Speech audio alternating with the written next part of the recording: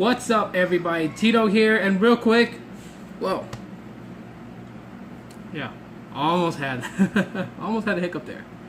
Anyways, so when you think of a company that you purchase products from, right?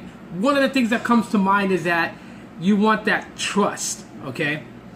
Now, lately, there's this article blowing up kind of like on the internet, on the news, about how ZTE was fined, if I believe I'm correct, $900 million is what was settled between the U.S. government and ZTE for selling technology to Iran.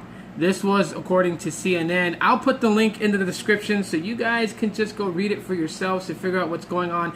But my whole train of thought in all this is kind of touch base with how ZTE and its consumers, its fans of its products are reacting. And let me just tell you guys that while companies do shady things sometimes, do things that's a little unorthodox, it really shouldn't affect the sales of that brand. Now, some people will go off to be like, oh, if they're selling technology that's for the US to places like Iran, who's not to say that they're hijacking my information and selling it to China, their home country. And you know what? All this espionage stuff, government stuff, political stuff, I mean, this happens all the time. Governments hack each other every freaking day. It's not something new.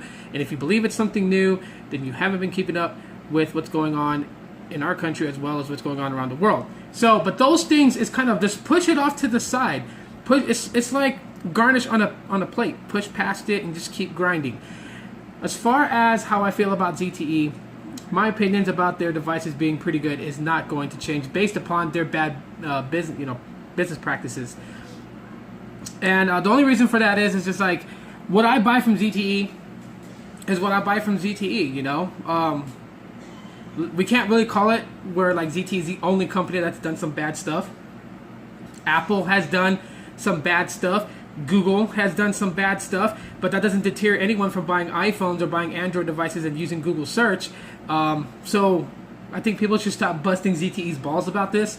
And like, yes, okay, they were caught in a bad deal. They were caught for doing something. The one thing I commend ZTE for, and if you read it in the article from CNN, is that they did not shy away from it. They did not try to BS anybody on it. They took ownership of what they did, what their mistake was, and they worked it out with the U.S. government to pay off the fine they're being charged for doing such business. Not a lot of companies will admit their faults and their mistakes, so good on ZTE right there for that one. So, and hopefully ZTE will not make the same mistake again. Yeah, because then that really wouldn't look good for them.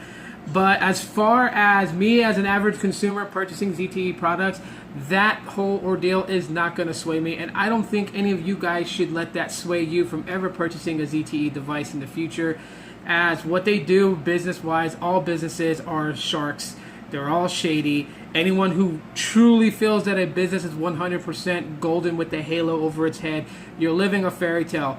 Every business out there is to make money, and every business will use underhanded tactics to make that revenue. That is it at the end of the day. They don't measure success by happy customers. They measure success in dollars. And the more dollars they have, the more successful their company is. So if they're going to take shortcuts, if they're going to do something outside of the box, if they're going to step out, they're going to do that. But let's stop kidding ourselves and thinking that ZTE is the only one that's done it. Every company out there has done it. And yeah, it's just ZTE had a flashlight spotted right on them, which showed the whole world what they did. But please, for the love of everything tech, do not use that as a reason to say, I will never buy another ZTE product again, because that is absolutely weird and just ludicrous to even base that decision upon that. You should always buy an Android smartphone, a smartphone in general, just based upon how it behaves and how it is, and just what it can do for you. And that should always be the number one thing. Sure, people are all about sensitive information being hacked and stolen, but let me just tell you this, and I've always said this when it comes to sensitive information on the internet, is that if you have a hard time with your sensitive information possibly leaking on the internet, then maybe you shouldn't be on the internet, because there's nothing sacred in the world of the Webernet.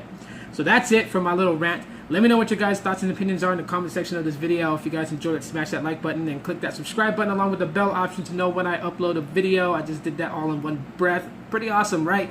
Aloha, everybody. I'll talk to you guys later. Bye.